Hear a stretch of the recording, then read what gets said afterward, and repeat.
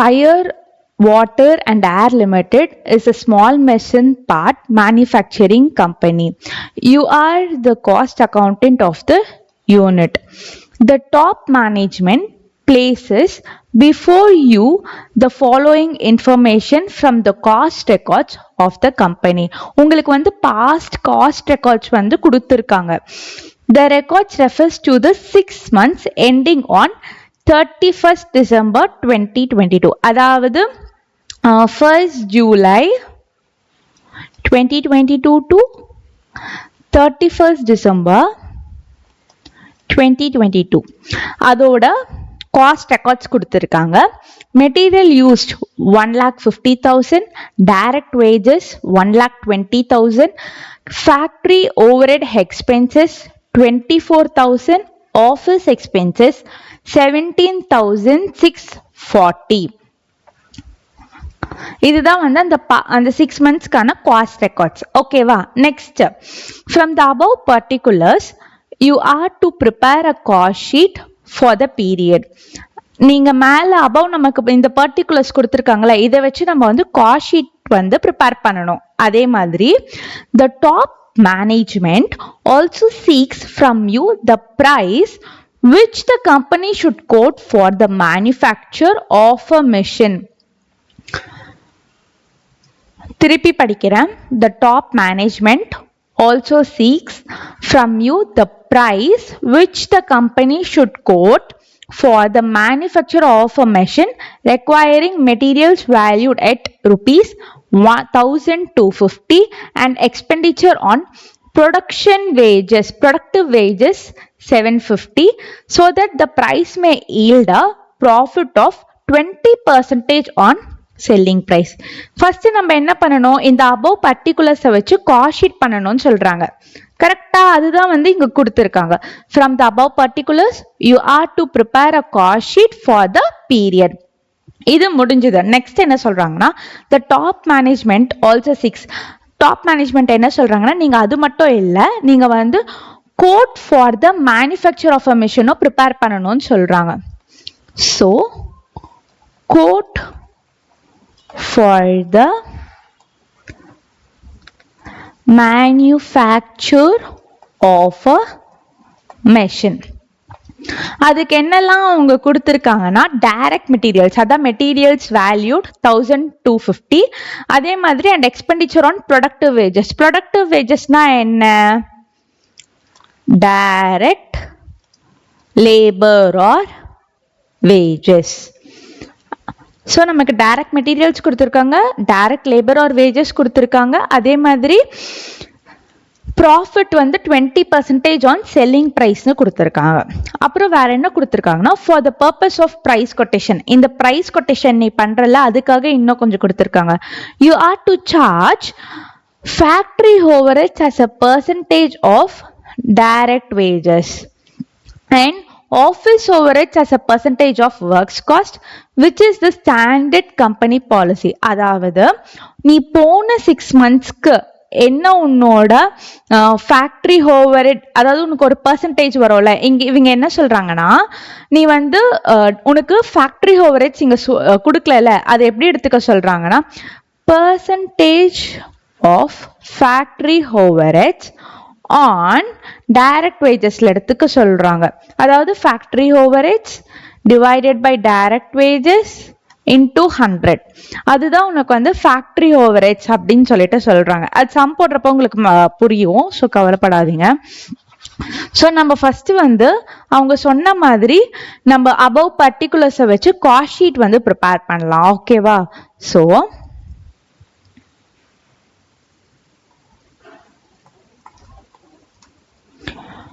Cost sheet for the period of 6 months ending 31st December 2023. Next, particulars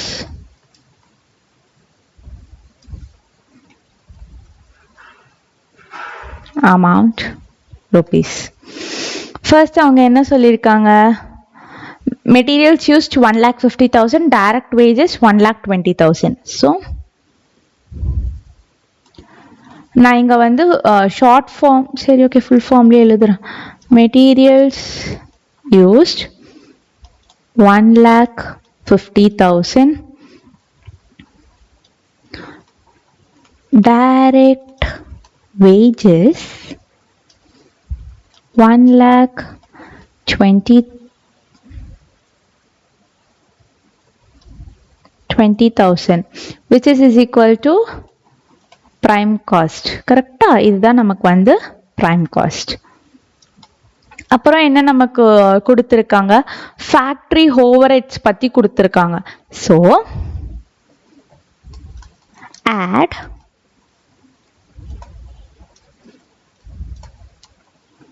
factory overheads நமக்கு எவ்வளோ 24,000 கொடுத்திருக்காங்க.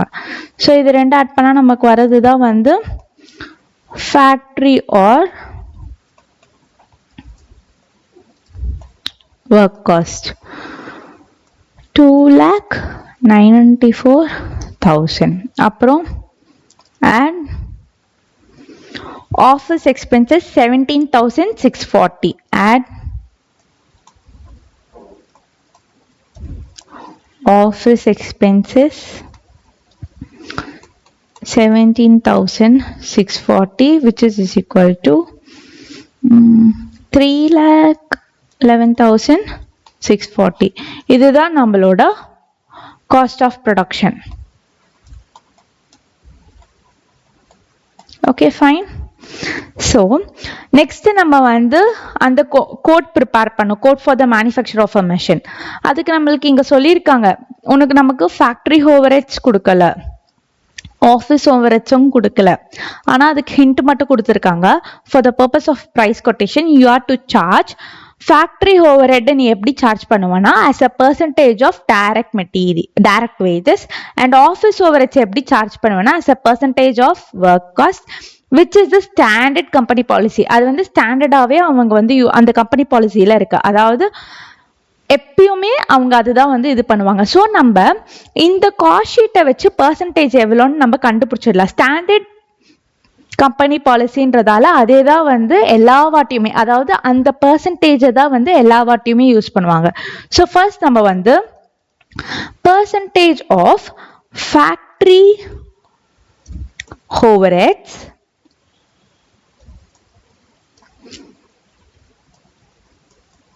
To direct wages, அவங்க அப்படிதானே சொல்லியிருக்காங்க. நம்ம இப்படினாலே என்ன பண்ணுவோம், மேலே வந்து factory overheads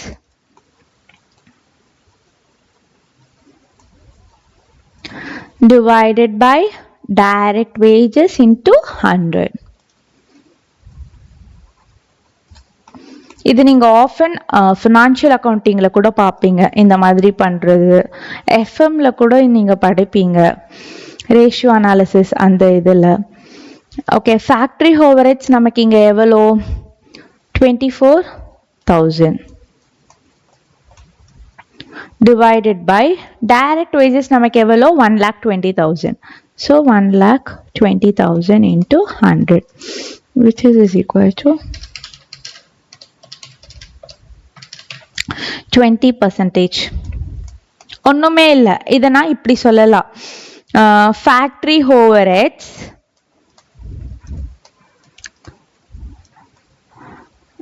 is equal to 20% on direct wages. புரிஞ்சுதா இந்த ஸ்டேட்மெண்ட்?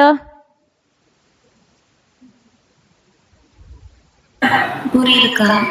ஓகே, அதே மாதிரி நெக்ஸ்ட் வந்து percentage of office overheads on work காஸ்ட்க்கு போட போறோம். இப்போ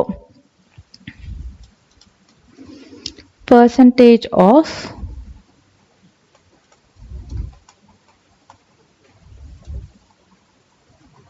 office overheads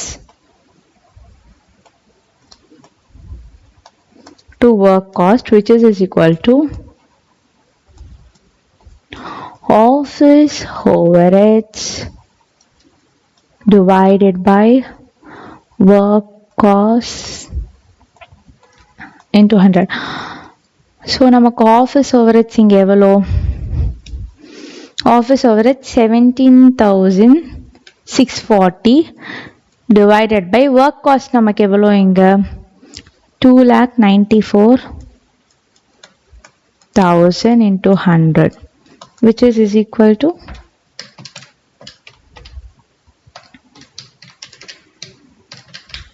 6%. So it's nothing but office overheads is equal to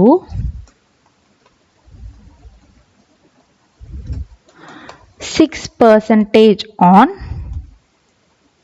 work cost. Okay, இப்போ நம்ம வந்து இந்த கோட் வந்து ப்ரிப்பேர் பண்ணலாம். நமக்கு எல்லாமே தேவையானது கிடைச்சிருச்சு. ஸோ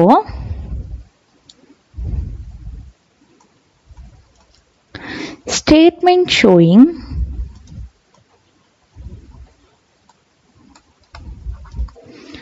the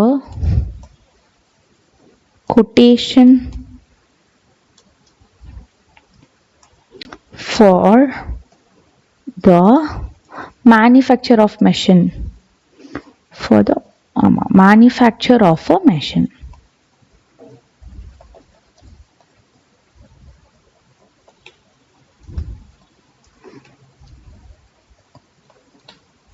அவங்க எனக்கு என்னெல்லாம் இங்கே கொடுத்துருக்காங்க, direct materials 1,250, direct labour or wages வந்து 750, அப்புறமேட் ப்ராஃபிட் வந்து 20% ஆன் செல்லிங் ப்ரைஸ்னு கொடுத்துருக்காங்க. கரெக்டா?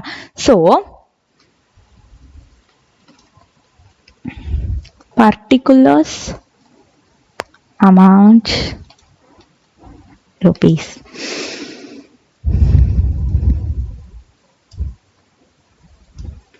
Direct material 1,250. Direct wages 750. இது ரெண்டு ஆட் பண்ணா 2,000. அதுதான் நம்மளோட prime cost. அப்புறம் add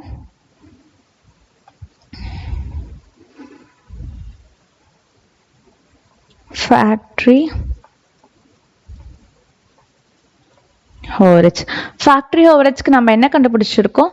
20% on direct wages. So 20% on direct wages என்ன நமக்கு 750. So 750 into 20% is equal to 150.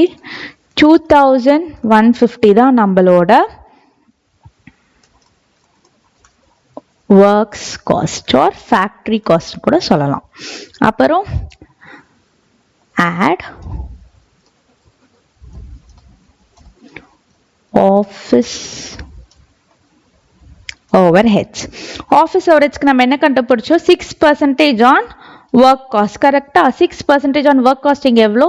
2,150. So அதோட 6% 129. ஸோ 2,279 தான் நம்மளோட cost of production.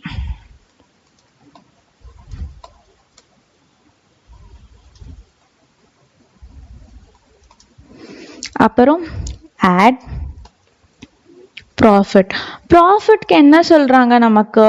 20% on selling priceனு சொன்னாங்க. ஆனா நமக்கு selling price தெரியுமா? தெரியாது. is equal to sales. so நமக்கு இதுக்கு working note போடலாமா? working note 1 calculation of sales வச்சுக்கலாம். sales தான் கண்டுபிடிக்க போறோம் இப்போ. calculation of sales. let's assume நமக்கு என்ன தெரியலையோ அதை x ன்னு நம்ம assume பண்ணிக்கலாம். let's assume sales as x. இப்போ எனக்கு சேல்ஸ் கண்டுபிடிக்க நான் என்ன பண்ணணும்? காஸ்ட் ஆஃப் ப்ரொடக்ஷன்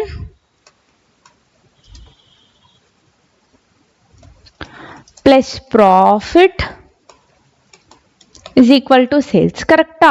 ஸோ என்னோட காஸ்ட் ஆஃப் ப்ரொடக்ஷன் எவ்வளோ? இங்க 2279 plus profit என்ன 20% on selling price, அதாவது 20% on, இங்க நான் சேல்ஸ் என்ன அசியூம் பண்ணிருக்கேன் x, which is equal to x. So 2279 plus 0.2x is equal to x. X is equal to 2279 divided by 0.8, which is equal to 2848.75. இதுதான் என்னோட sales. அதாவது x என்னது sales assume பண்ணிருக்கேன். ஸோ இங்க நான் வந்து 2848.75 அப்படின்னு போட்டுக்கலாமா என்னோட சேல்ஸ. அப்புறம் ப்ராஃபிட் என்ன 20% ஆன் செல்லிங் பிரைஸ். இதுல இன்டூ 20% நான் போட்டேன்னா என்னோட ப்ராஃபிட் கிடைச்சிடும் 569.75. இதுதான் என்னோட ப்ராஃபிட். புரிஞ்சுதா? இதுதான் இந்த சம். இது ஒரு 7 மார்க் கேட்பாங்க. இது ரொம்ப ரொம்ப ஈஸி, எதுவுமே உங்களுக்கு கஷ்டமே இல்லை. ஆக்சுவலா நம்ம இது இன்னொரு மெத்தட்லயும் போடலாம். நான் ஜஸ்ட் உங்களுக்கு சொல்லி கொடுக்குறேன், ஓகேவா? இது ஒரு மெத்தட். இந்த காஸ்ட் ஆஃப் ப்ரொடக்ஷன்ல இருந்து நான் இன்னொரு மெத்தட் சொல்லி கொடுக்குறேன். காஸ்ட் ஆஃப் ப்ரொடக்ஷன் நமக்கு எவ்வளோ? 2279 plus profit is equal to sales. கரெக்டா? நமக்கு ப்ராஃபிட் என்ன சொல்றாங்க?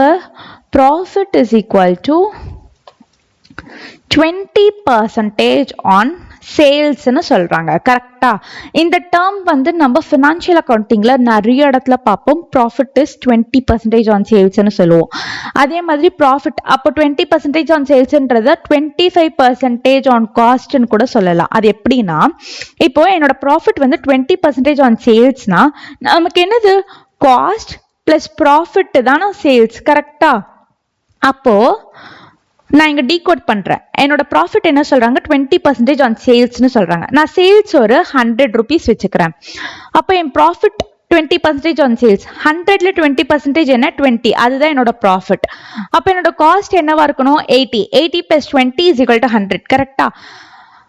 நான் இத இன்னொன்னு கூட சொல்லலாம்.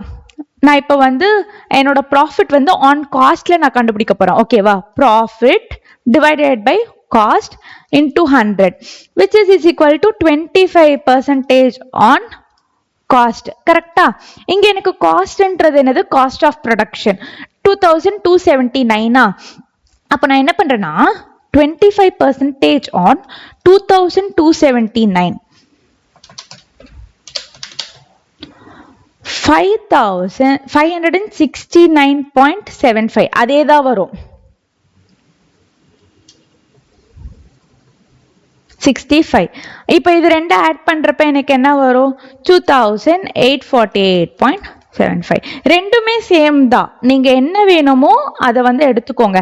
நான் ஏன் எக்ஸ்ன்னு மேக்சிமம் அசியூம் பண்றேன்னா, மேத்தமெட்டிக்கலா போடுறப்ப நமக்கு இன்னும் வந்து நமக்கு வந்து டக்குன்னு ஞாபகம் வரும். ஏதாச்சும் கொஸ்டின்ல கொடுக்கலையா, அது இல்லையா, நம்ம எக்ஸ்ன்னு அசியூம் பண்ணிக்கலாம் அப்படின்றதுக்காக நான் எக்ஸ்ன்னு அசியூம் பண்ணி பண்ணி பண்ணி போடுறேன். ஸோ தட் உங்களுக்கும் அதே ப்ராக்டிஸ் வரும்ன்றதுக்காக.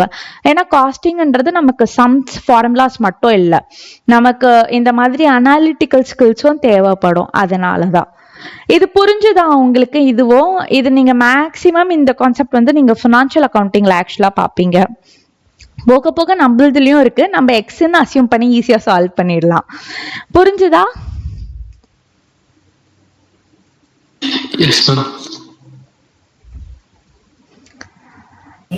புரியுதுக்கா. அக்கா இது அந்த 1/4 on cost 1/3 on sales. ஆமா, அதே கான்செப்ட் தான். அத வந்து இப்படிதான் சால்வ் பண்ணணும். உனக்கு டக்குன்னு மறந்துருச்சுன்னா நீ இந்த மாதிரி சால்வ் பண்ணி கூட கிராஸ் செக் பண்ணிக்கோ, எக்ஸாம்ல ஈஸியா இருக்கும். ஓகே.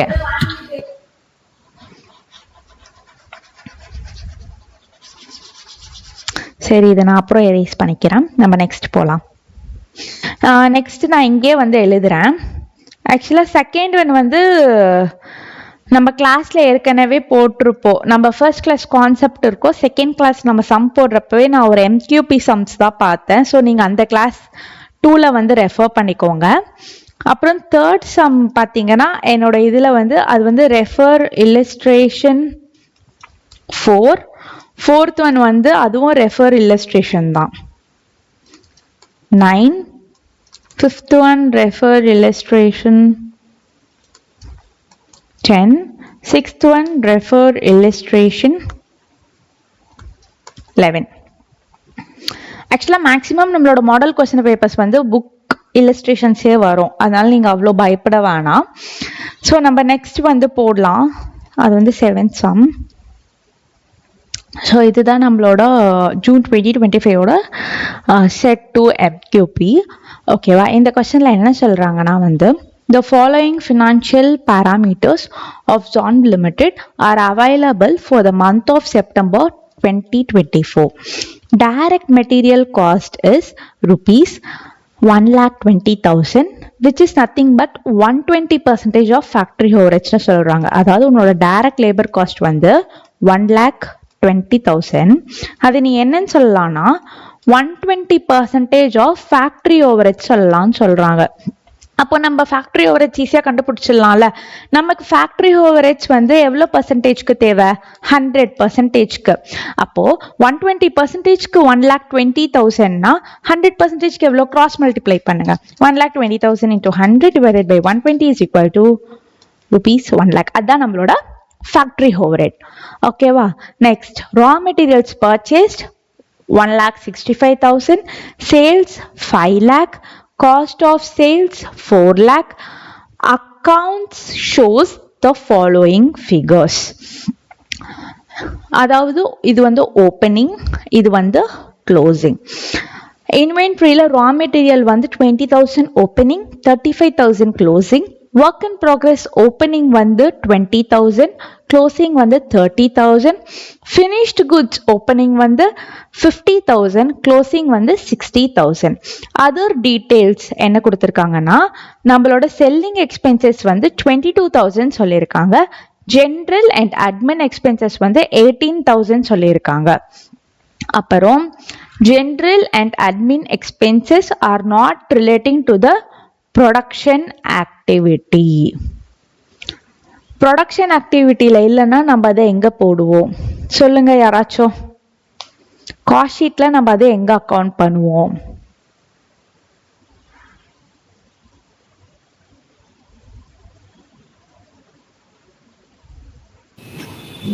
ஆஃபீஸ் ஓவர்ஹெட்ல. புரியல. ஆஃபீஸ் ஓவர்ஹெட்ல. ஆஃபீஸ் ஓவர்ஹெட்ஸ்லையா? கேக்குறேன், தெரியல. இல்ல நான் இங்க என்ன சொல்லிருக்காங்க, general and admin overreach. Admin overreach எங்க நமக்கு வரும்? அட்மின் எக்ஸ்பென்சஸ் நமக்கு எங்க வரும்? ஆஃபீஸ் ஓவரேஜ்ல தான் வரும். ஆனா that are not relating to production ஆக்டிவிட்டின்னு கொடுத்துருக்காங்க. அப்போ என்னது அது எங்க வரும்? நான் உங்களுக்கு கான்செப்ட்ல கூட ஒன்று நான் சொன்னேன் நடுவில். ஆக்சுவலா அது நமக்கு எங்க வரும்னா வந்து consider forming part of cost of sales. அதாவது நம்ம வந்து காஸ்ட் ஆஃப் குட் சோல்ட் கழிச்சு இது போடுவோம்ல, selling expenses, selling and distribution overhead. அதில் இந்த ஜென்ரல் அண்ட் அட்மின் எக்ஸ்பென்சஸை நீ ஆட் பண்ணிக்கணும். ஏன்னா அது not related to production activity அப்படின்றதால நம்ம அங்கே வந்து ஆட் பண்ணிக்கிறோம். இங்கே நீ அப்புறமேட்டு என்ன சொல்லியிருக்காங்கன்னா illustrate a cost sheet for the month of September 2024 showing first prime cost, work cost, cost of goods sold, cost of sales and profit earned அப்படின்னு கொடுத்துருக்காங்க. ஓகே, இப்போ நம்ம இந்த சம சால்வ் பண்ணிடலாமா? இது ஈஸி தான், அப்படியே சும்மா எடுத்து போட வேண்டியதா.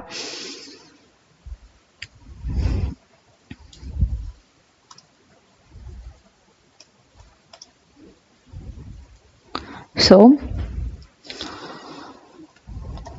cost sheet of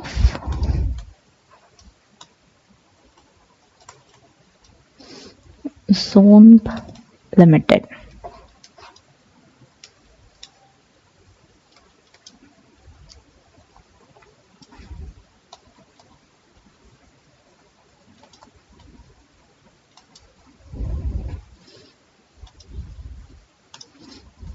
ஸோ நமக்கு இங்கே ஃபஸ்ட்டு என்னது ஓப்பனிங் ஸ்டாக் ஆஃப் ரா மெட்டீரியல்லாம் கொடுத்துருக்காங்க. So opening stock of raw material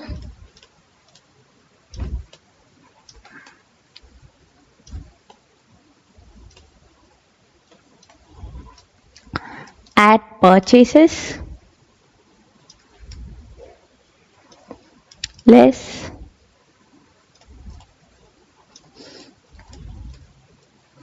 closing stock of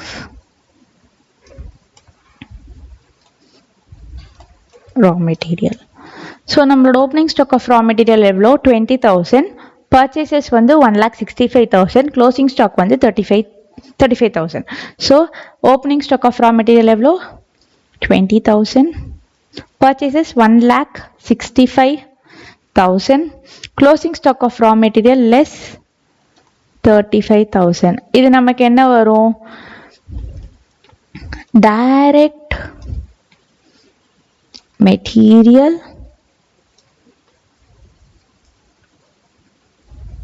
consumed.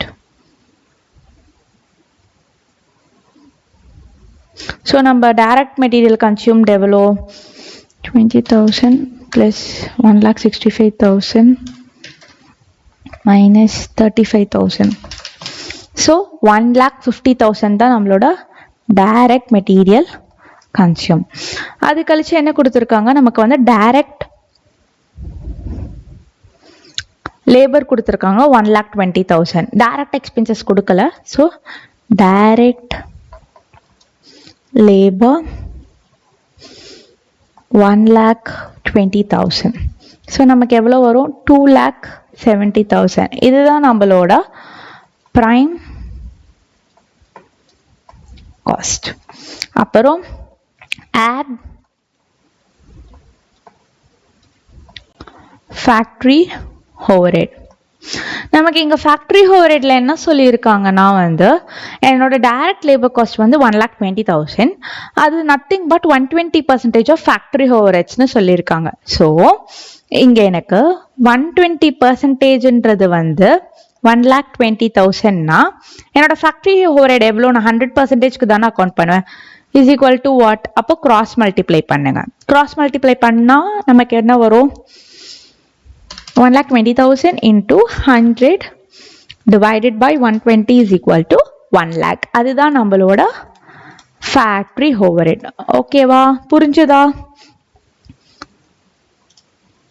Which is nothing but gross factory or work cost.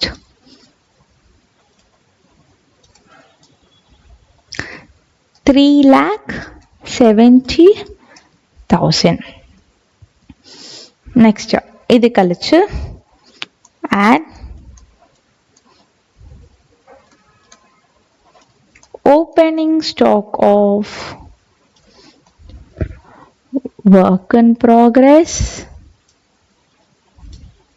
So opening stock of work in progress நமக்கு எவ்வளோ 20,000, closing stock வந்து 30,000. So 20,000 less closing stock of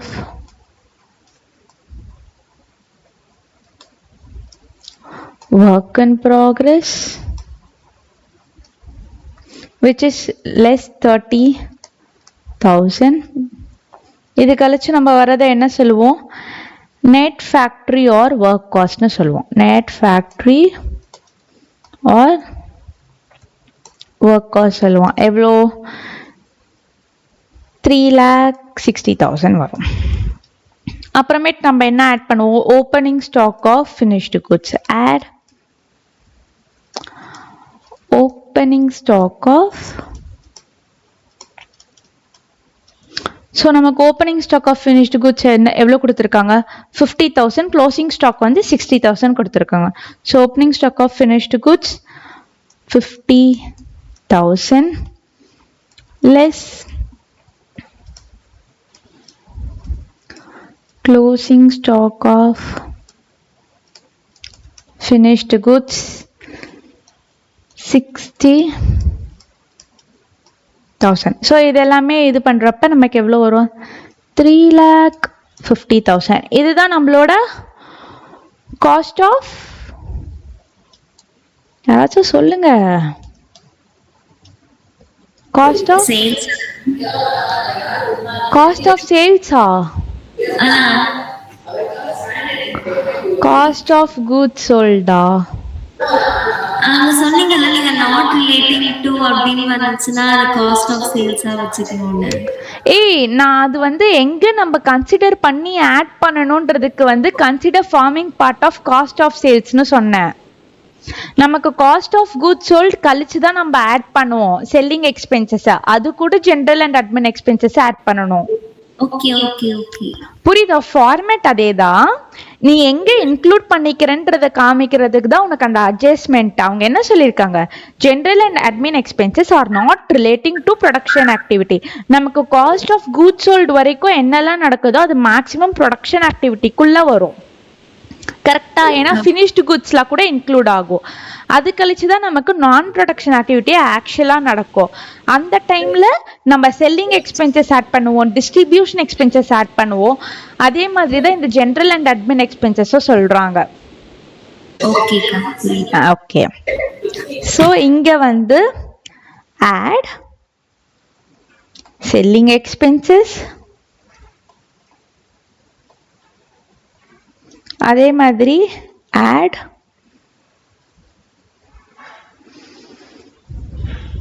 general and admin expenses. Selling expenses வந்து 22,000,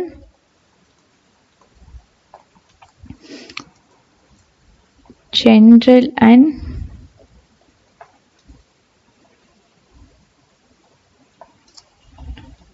admin expenses இது வந்து 18,000. So இது எல்லாமே add பண்ணுறது தான் நமக்கு நம்ம என்ன சொல்லுவோம், total cost or cost of சேல்ஸ்னு சொல்லுவோம்.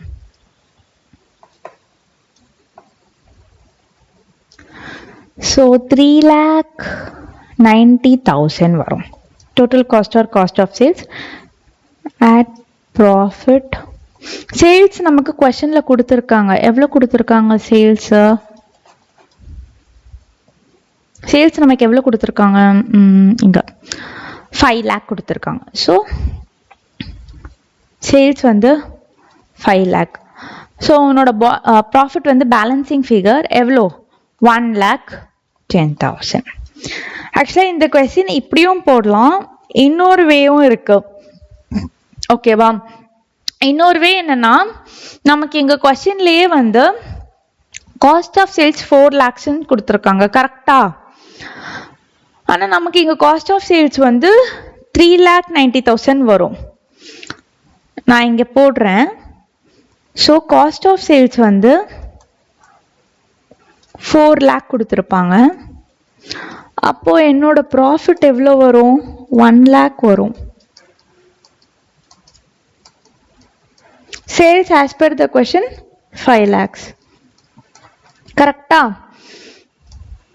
எனக்கு இங்க என்னோட காஸ்ட் ஆஃப் குட்ஸ் சோல்ட் எவ்வளோ வருது? 3,50,000 வருது. அதுதான் என்னோட காஸ்ட் ஆஃப் குட்ஸ் சோல்ட். அப்புறம் செல்லிங் எக்ஸ்பென்சஸ் எனக்கு எவ்வளோ வருது? 22,000. அப்புறம் என்னோட ஜென்ரல் அண்ட் அட்மின் எக்ஸ்பென்சஸ் வந்து 18,000. அப்போ ஒரு 10,000 ஆக்சுவலாக இங்கே உங்களுக்கு பேலன்சிங் ஃபிகர் வரும். அந்த 10,000 நீங்கள் டிஸ்ட்ரிபியூஷன் எக்ஸ்பென்சஸ்னு சொல்லலாம். ஏன்னா இங்கே வந்து வெறும் செல்லிங் எக்ஸ்பென்சஸ் மட்டும் தான் 22,000 கொடுத்துருக்காங்க கொஸ்டின்ல.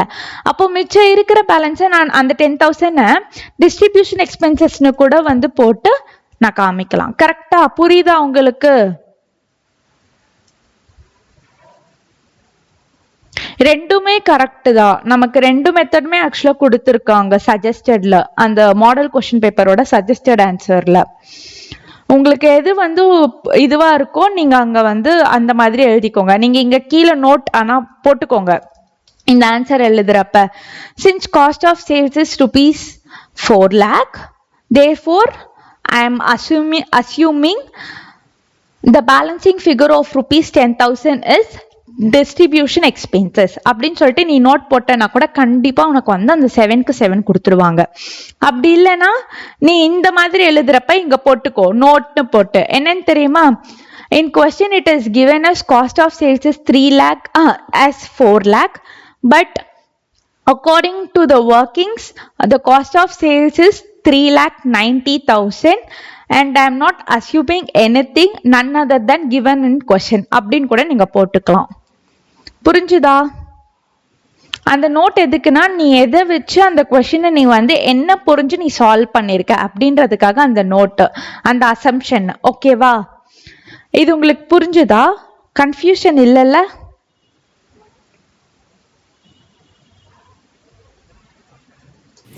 இல்லக்கா. மற்றவங்க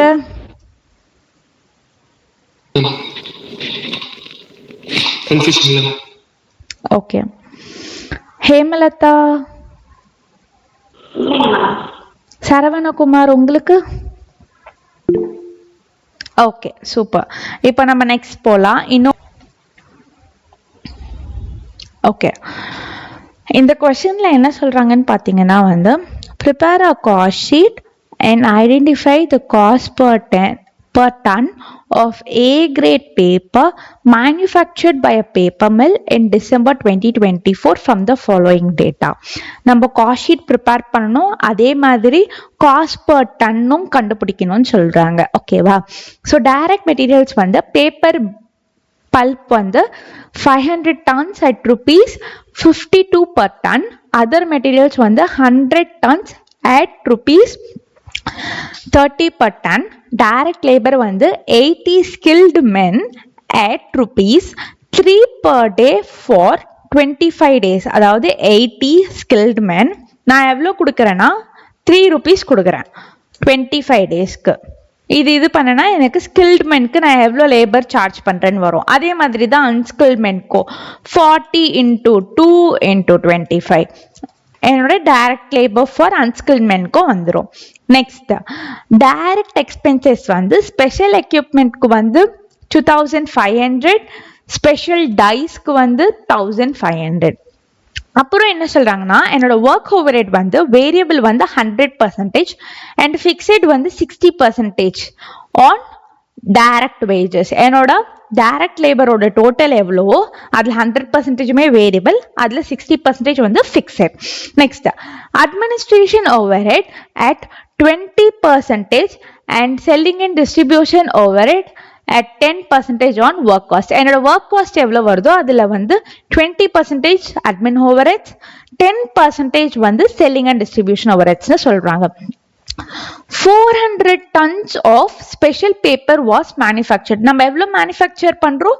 400 tons மேனுஃபேக்சர் பண்றதுக்கு நமக்கு இவ்வளோ டைரக்ட் மெட்டீரியல்ஸ், இவ்வளோ டைரக்ட் லேபர், இவ்வளோ டைரக்ட் எக்ஸ்பென்சஸ், ஒர்க் ஓவர்ஹெட் இவ்வளோ ஆகுது, அட்மின் ஓவர்ஹெட் இவ்வளோ ஆகுது, டிஸ்ட்ரிபியூஷன் ஓவர்ஹெடும் இவ்வளோ ஆகுது. அண்ட் அது மட்டும் இல்லாமல் rupees 1800 was realized by the sale of scrap material during the course of manufacture. The scrap value of the special equipment after utilization in manufacture is nil. அதாவது நீ use பண்ண மெட்டீரியல்ல சிலது வந்து ஸ்கிராப் ஆயிடுச்சு. ஸ்கிராப்னா என்ன? ஒன்று பாலடைஞ்சு போயிருக்கோ, இல்லைன்னா டிஃபெக்டிவ் மெட்டீரியல்ஸா கூட நீ ஸ்கிராப்னு சொல்லலாம். அப்போ நீ என்ன பண்ணுவ? சேல் பண்ணிடுவ. சேல் பண்ண வரைக்கும் உனக்கு ப்ராஃபிட்னு இது பண்ணுவ. நீ எந்த டைம்ல சேல் பண்றா?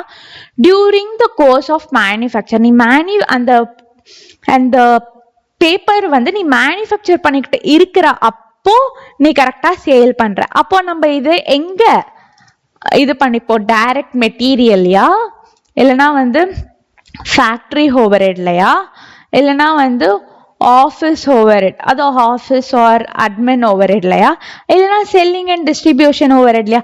எதில் நம்ம அந்த ஸ்கிராப்பை வந்து லெஸ் பண்ணுவோம்? நம்ம எங்கே போடுவோம்னா டைரக்ட் மெட்டீரியலில் போட மாட்டோம். எதுக்கு நம்ம டைரக்ட் மெட்டீரியலில் போடணும்? டைரக்ட் மெட்டீரியல் எதுக்கு நீ டைரக்ட் மெட்டீரியல்? அவங்க என்ன சொல்லியிருக்காங்க? சேல் ஆஃப் ஸ்கிராப் மெட்டீரியல்னு முடிக்கலாம் அவங்க. During the course of manufacture, அதாவது நீ அந்த கூட எப்போ மேனுஃபேக்சர் பண்றியோ அதுக்கு நடுவில் நீ சேல் பண்ற. அப்ப அது வந்து ஃபேக்டரி ஓவர்ஹெட்ஸ்ல தானே வரும். இதுதான் நான் சொன்னேன். அந்த ஒரு சம் போடுறப்பவே அங்க என்ன கொடுத்திருப்பாங்க? சேல் ஆஃப் ஸ்கிராப் ஆஃப் மெட்டீரியல்ஸ்னு கொடுத்திருப்பாங்க. வேற எதுவுமே அவங்க சொல்லியிருக்க மாட்டாங்க. அதனால நம்ம அதை வந்து டைரக்ட் மெட்டீரியல்ஸ்ல லெஸ் பண்ணியிருப்போம். ஆனா இங்க கொடுத்துருக்காங்க பார், during the course of manufacture. அப்படின்னா என்ன அர்த்தம்? உன்னோட ஃபேக்டரிக்குள்ள என்ன மேனுஃபேக்சர் பண்றியோ அந்த டைம்ல தான் உனக்கு வந்து அது நடந்திருக்கு, நீ அப்பதான் சேல் பண்ணிருக்க, அப்ப அது கீழே தானே நீ லெஸ் பண்ணணும். ஓகே. புரிஞ்சுதா எல்லாருக்குமே? புரியுதுக்கா.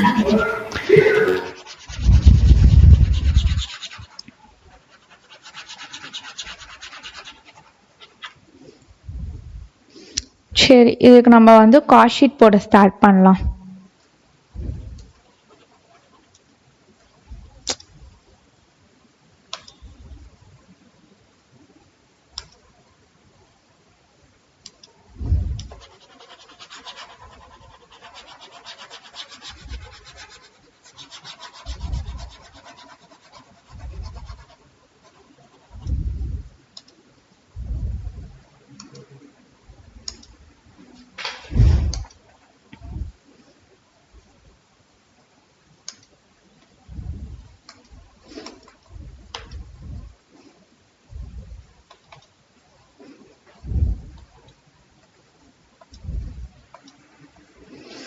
So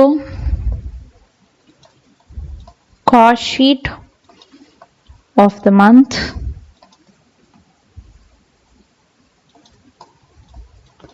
December 2024.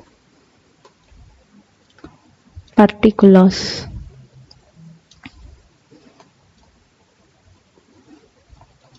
Amount rupees.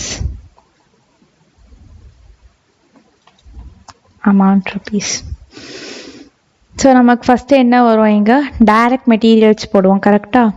So direct materials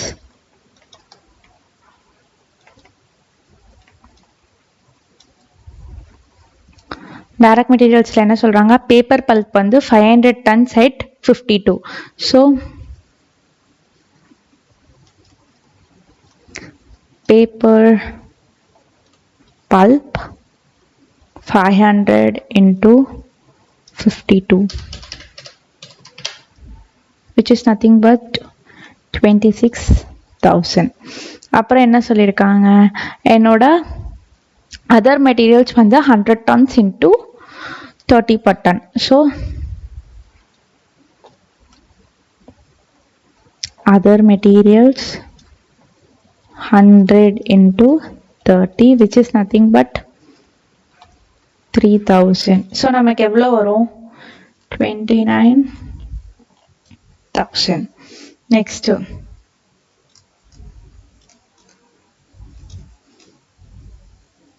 direct laborல skilled and unskilled men நமக்கு இருக்கும். so skilled men, அப்புறம் unskilled men. skilled menல என்ன சொல்றாங்க, 80 skilled men at rupees 3 per day for 25 days. unskilled men ku 40 at rupees 2 per day for 25 days. so skilled men ku வந்து 80 into 3 into 25, இதுக்கு வந்து 40 into 2 into 25. 80 into 3 into 25 is equal to 6,000. unskilled men ku வந்து 40 into 2 into 25 is equal to 2,000. So நமக்கு மொத்தமாக வந்து 8,000 தான் நம்மளோட direct labour. அப்புறம் என்ன சொல்லியிருக்காங்க, டைரக்ட் எக்ஸ்பென்சஸ்க்கு நமக்கு என்னெல்லாம் கொடுத்துருக்காங்க, special equipment and special dice. special equipment 2,500, special dice வந்து 1,500. so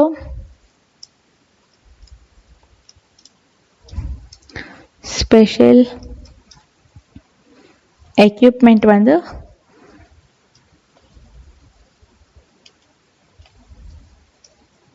2,500, special dice வந்து 1,500, which is equal to 4,000. ரைட்டா? அப்புறமேட்டு நமக்கு என்ன வரும், இதெல்லாம் ஆட் பண்ணா நமக்கு வரதுதான் வந்து prime cost அப்படின்னு சொல்லிட்டு சொல்லுவோம். So 29,000 plus 8,000 plus 4,000 எவ்வளோ? 37. 37 plus 4 41,000.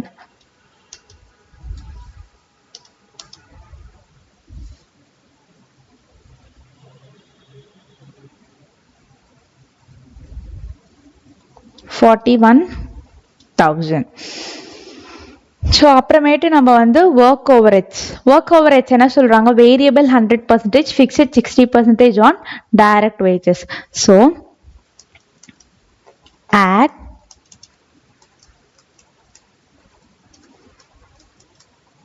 ஒர்க் ஓவர்ஹெட்ஸ், அதுல வேரியபிள் வந்து 100% ஆன் டைரக்ட் வேஜஸ் எவ்வளோ நமக்கு? இங்க 8,000. So on 8,000. ஸோ 8,000ன்றது நமக்கு வேரியபிள். அதே ஃபிக்ஸட் என்ன சொல்றாங்க? 60% ஆன் 8,000. ஸோ 8,000ல 60% என்ன நமக்கு? 4,800. ஸோ இது கழிச்சும் நமக்கு ஒரு அட்ஜஸ்ட்மெண்ட் இருக்கு. என்ன அட்ஜஸ்ட்மெண்ட்? அந்த ஸ்கிராப்பை லெஸ் பண்ணணும். ஏன்னா நமக்கு அந்த ஸ்கிராப்பை பத்தி என்ன சொல்லியிருக்காங்க? Sale of scrap material during the course of manufacture. During the course of மேனுஃபேக்சர்ன்றது என்னது? நம்ம அந்த ப்ராடக்டை வந்து ப்ரொடியூஸ் பண்ற அப்போ அந்த டைம்ல சில மெட்டீரியல்ஸை வந்து சேல் பண்றோம். ஏன்னா அது ஸ்கிராப் மெட்டீரியல்ஸ்ன்றதால. அப்போ நான் ஃபேக்டரி ஓவர்ஹெட்ஸ்ல இருந்து தானே லெஸ் பண்ணணும். ஸோ இந்த ஒர்க் ஓவர்ஹெட்ஸ்லயே லெஸ் சேல் ஆஃப் ஸ்கிராப் அப்படின்னு போட்டு லெஸ் 1,800 போட்டு என்ன நமக்கு வரும்?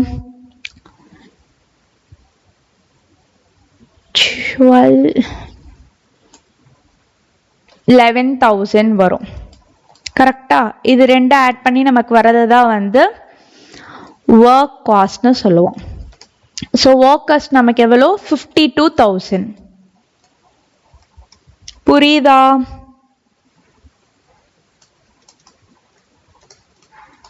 அப்புறம் ஆட் நம்ம என்ன ஆட் பண்ணுவோம்? அட்மின் ஓவர்ஹெட் என்ன சொல்லியிருக்காங்க? 20% on work cost. So add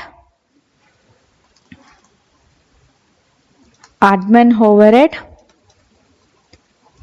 20% on work cost எவ்வளோ? 52,000.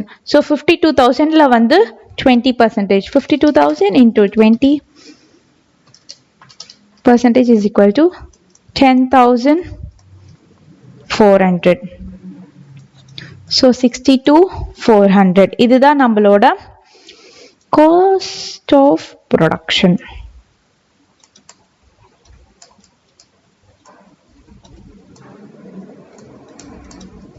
அப்புறமேட்டு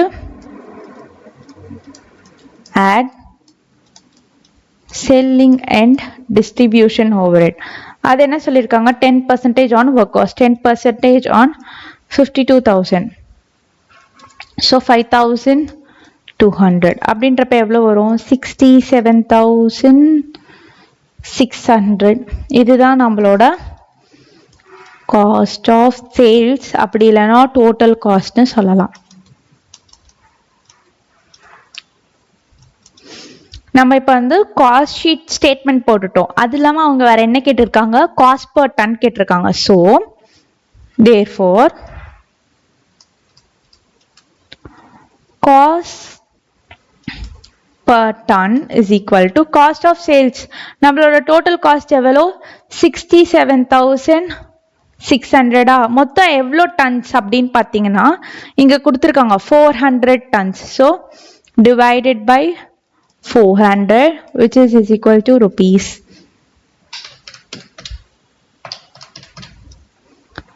169 per ton.